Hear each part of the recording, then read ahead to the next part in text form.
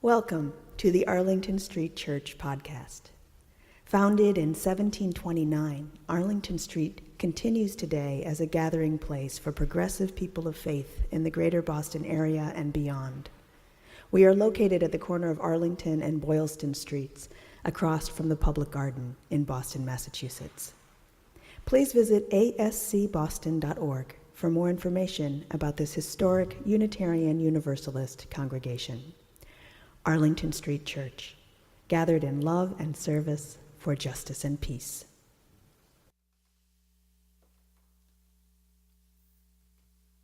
Thank you for inviting me back. Thank you for inviting me home. This church that meant so much to me 50 years ago, not only to me, but to hundreds of people, thousands of people in the Boston area who came here regularly from 1967 on to resist, to rebel, to pray, to celebrate, to reaffirm their opposition to the war and the draft, and their affirmation of a better life here. It's great to be back. I have to say the church looks really good. I was here 25 years ago and it needed a lot of work. Paint was peeling off. I recognized some of the tears in the pew cushions that I remember from 25 years before that. But everything looks good now, so well done.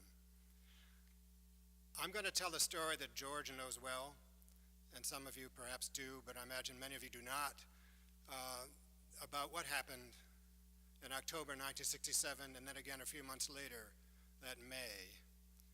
But I'd like to begin with a little bit of my own story, which then connected with this one, as I came, as I said, home to this church.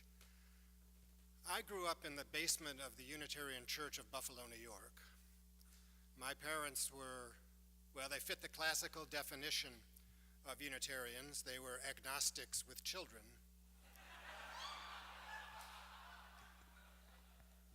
And so my sister and I went to the Sunday school in the basement for years. We loved it. It was a great Sunday school.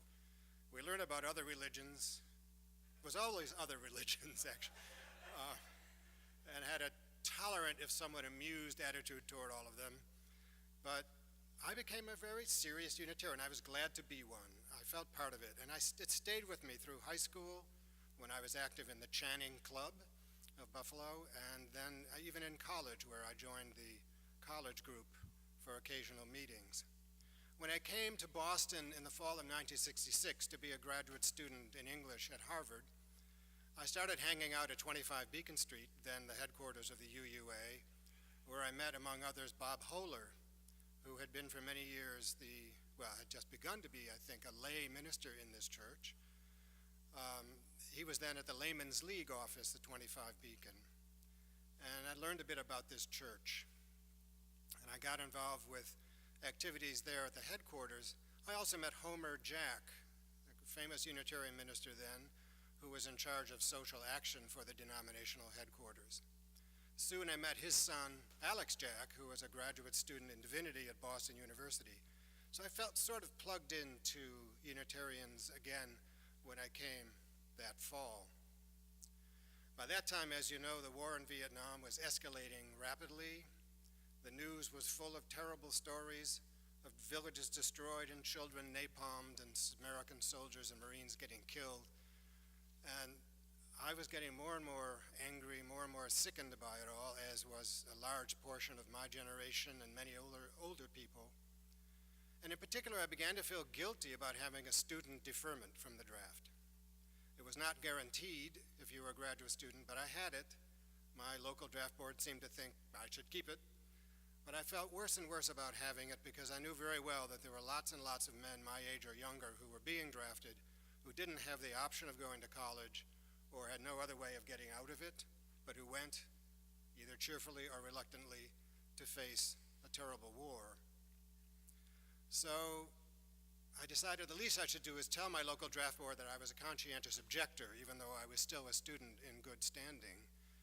I wrote to my board and said so, and they wrote back almost immediately to say, no, we don't think so. You're not a conscientious objector, and moreover, we don't think you're entitled to a student deferment anymore either.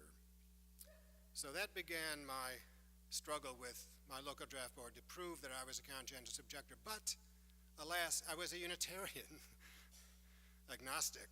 That didn't help. The Unitarians are not on the list of peace churches. You should do something about that, right? I think you're trying here. It's good, but I was not a Quaker or a Mennonite. So my local draft board, rather puzzled about what Unitarian Universalism could possibly mean, turned me down again. But by that time, it was the early summer of 1967.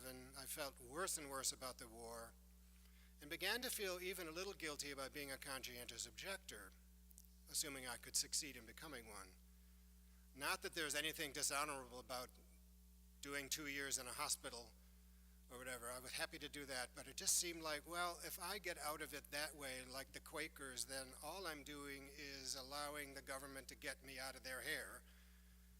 So I began to think there might be something else I could do, whereupon a guy from Berkeley, California, where else, showed up in Boston saying, well, we got a little group here on the West Coast from Stanford and Berkeley and so on, the Bay Area, and we're calling ourselves The Resistance, and on October 16th, we're all going to turn in our draft cards.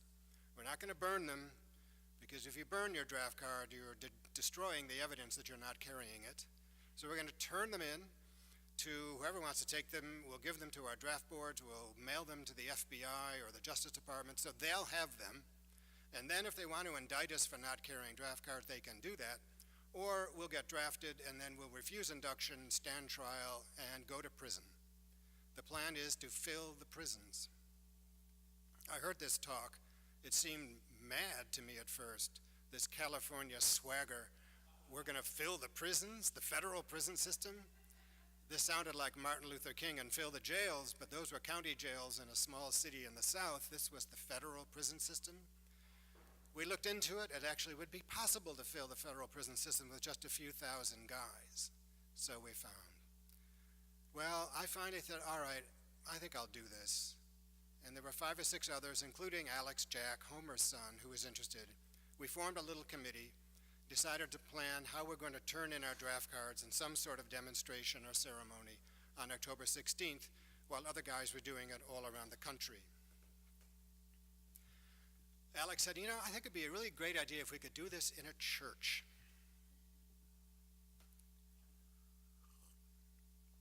I should blow the shofar at that point. I remember laughing. We all laughed. Sure, Alex, you're going to find a church that will allow us to commit multiple federal felonies in its sanctuary? Yep, he said, I think I could find one. The next day, he said, I found one. So we met with our little group the next day, I think, with Jack Mendelson. And I remember asking him, saying, Jack, this is amazing that you're going to allow this in your church here at Arlington Street Church. And he said, listen, in the 1850s, this congregation used to arm itself and break into the Boston City jails to release the fugitive slaves. We're not going to worry about a few draft cards. So he was as good as his word. He said he'd like to take part himself. He would have the bells rung as we marched in, playing We Shall Overcome, etc., etc. So we held a rally in the Common, marched to the church, about 5,000 strong. It was then the largest demonstration against the war that Boston had seen in October '67. The place was filled, not least with press. Ivan can talk about that. He was sitting next to Sander Van Oker of NBC News. We had speaking the Reverend Dr. George Hunston Williams, Hollis Professor of Divinity at Harvard, who happened to be Alex's uncle. Alex is the real mastermind behind this whole thing. He pointed out that this was the 450th anniversary of the nailing of the 95 Theses on the door of the church at Wittenberg. And of course, we're very close now to the 500th. Do you have plans? Yes, sir. If not, I'll come and nail something on your door. He said this would be perfect. This is in the spirit of Martin Luther defying the established church. Also speaking was Bill Coffin, William Sloane Coffin, chaplain at Yale University, who was a Presbyterian and was a little chagrined, happy to be here, but a little chagrined that it should be the Unitarians that first did this amazing thing. And he said, you Unitarians, he said, you're a little thin in theology, but you're thick in ethics. He spoke. I spoke on behalf of the draft resistors. Several others spoke. And then when we gave the call, 200 guys came forward and handed in their draft cards to 100 ministers and priests who were standing up here in front. I don't know where they all stood, actually, but they were here. And we had one of these candlesticks, I think, that had belonged to William Ellery Channing lit for those who wanted to burn their cards. We preferred they didn't, but we allowed them to. After all, we had to carry 2 draft cards, so some burned one and turned in the other. It was a very moving ceremony, I have to say. Sander Van Oker was in tears at the end of it, and he made sure that what happened here that day was the first item on national NBC News that night. The second item was an enormous demonstration in Oakland, California that shut down the Army base and recruiting center for the whole day. It was an amazing time. The church paid a price for it. Some well-to-do conservative members of the congregation left, took their money with them, went to First Church or Second Church a few blocks away. I believe the fire insurance policy was canceled because there were bomb threats. It was hard for this church, but the congregation stayed true to it. I then carried the bag of draft cards and the ashes of the others to Washington at the end of the week, where I joined another few hundred guys from around the country and their older supporters, including Benjamin Spock, the baby doctor, and several others. Norman Mailer was there, I can't remember who all. A group of them carried all the draft cards from around the country into the Justice Department building and left them with the Attorney General, saying, look, these are evidences of felonies committed by the draft resistor, but also we aided and abetted them by supporting them and receiving them, so indict us too. Well, things quieted down for a while. The FBI was all over the place, calling us here in Boston, perhaps calling you, George, I can't remember. Yes. But things were fairly quiet. I came home from Christmas vacation in early January and found my telephone was ringing as I walked in my apartment, and it was United Press International saying, Mr. Ferber, do you have any comments?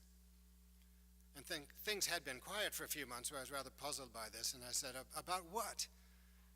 And the reporter said, oh, you haven't heard. You've been indicted for conspiracy with Dr. Spock. What do you think of that?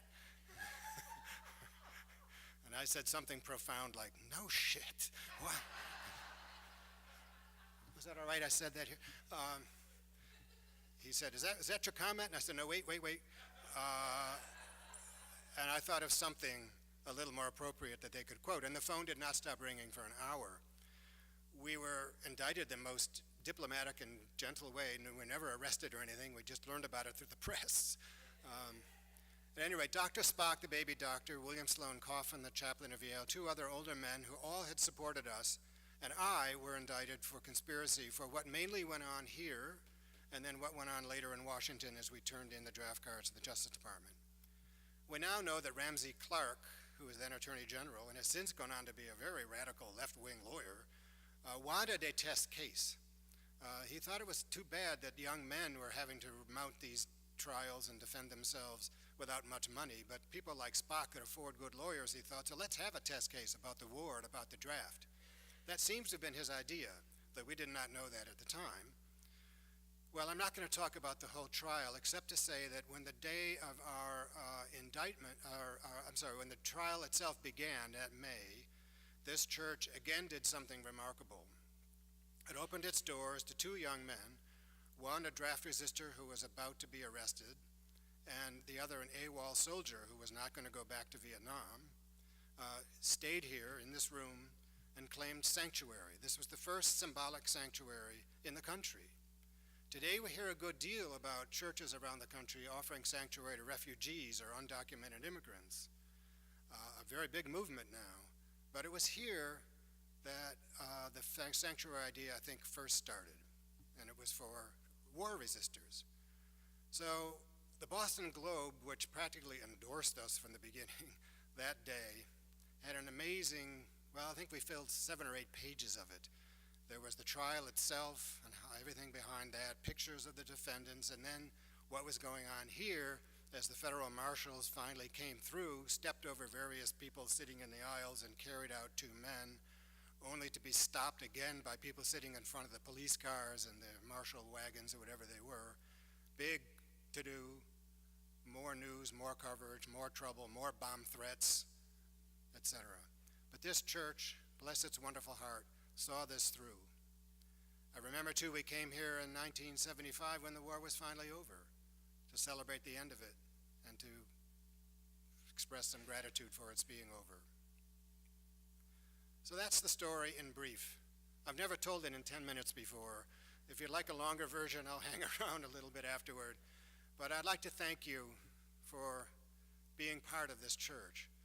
I know you have probably many other good calls on your money, but I think it would be great if someday you put up a nice big bronze plaque outside this wonderful old building which said, "It was here in the Arlington Street Church on October 16th, 1967, that 200 young conscientious resistors turned in their draft cards to the government. And it was here a few months later that the first sanctuary was offered to a draft resistor and an anti-war soldier." If you put that up, you might get more bomb threats, but I think you could feel very proud of what was done in this church. Thank you for having me back.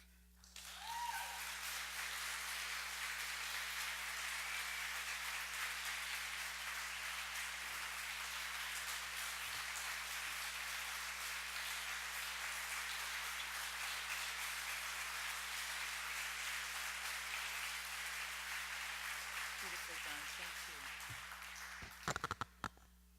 you. Thank you, Michael.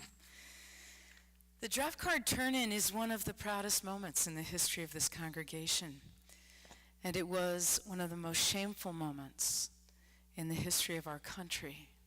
Far and away, those who served in Vietnam had been excluded from the American dream without the resources to get a deferment. And then when they returned, those who did return, these patriot warriors were confused with that dirty war, scorned rather than honored. That wound still festers. The Vietnam War is largely seen as a profound failure of leadership operating in a deadly web of laws. That national setting has never been as familiar as it is again now. With perfect timing, historian and filmmaker Ken Burns has just introduced his new 10-part, 18-hour PBS project, The Vietnam War. On September 13th at the Kennedy Center in Washington, D.C., Ken Burns asked for veterans in the audience to stand and remain standing. A couple dozen white-haired but vigorous men, mostly in their 70s, stood to applause and cheers. It is too late for so many, but better now than never. And then Ken Burns asked for anti-war demonstrators to stand. And after nervous laughter, more men, also white-haired and vigorous, stood. Republican Senator and decorated Vietnam veteran John McCain joined in the applause for them. Ken Burns says that when Senator McCain was invited to the screening, he just wanted to see those parts of the documentary featuring the North Vietnamese story. Show me their story, he said. A new chapter of healing will be founded on mutual respect and curiosity and the understanding that there are many truths. Given the resources to resist the war, what would you have done? And more importantly, what is the modern equivalent of turning in draft cards? These are the closing lines of Reverend Dr. Jack Mendelssohn's sermon on the Sunday that followed. when an issue of this magnitude is joined, where there are those who, having exhausted without effect every lawful means of opposing the monstrous crimes being committed in their name by their government, who cannot accept silence or inaction and choose instead the Gethsemane of civil disobedience, how is the church to respond? That is the question posed to this church. You know, he says, how it was answered last Monday. But the continuing answer, the one that really counts, is yours. Beloved spiritual companions, in these days of awe, may we plumb the depths of our souls and seek truth and reconciliation and healing. Every day, we are offered the opportunity to summon great courage and do justice and love mercy and walk humbly. So help us, God. Amen.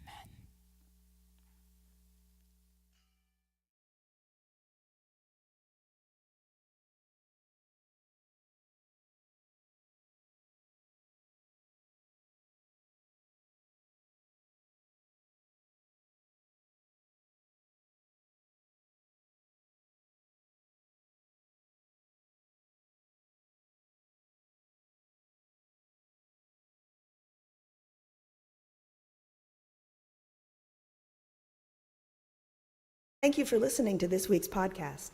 We would love to hear from you via email at office@ascboston.org or through our Facebook page. If you would like to support the good work of Arlington Street Church, please consider a contribution by check in the mail or through our website, ascboston.org.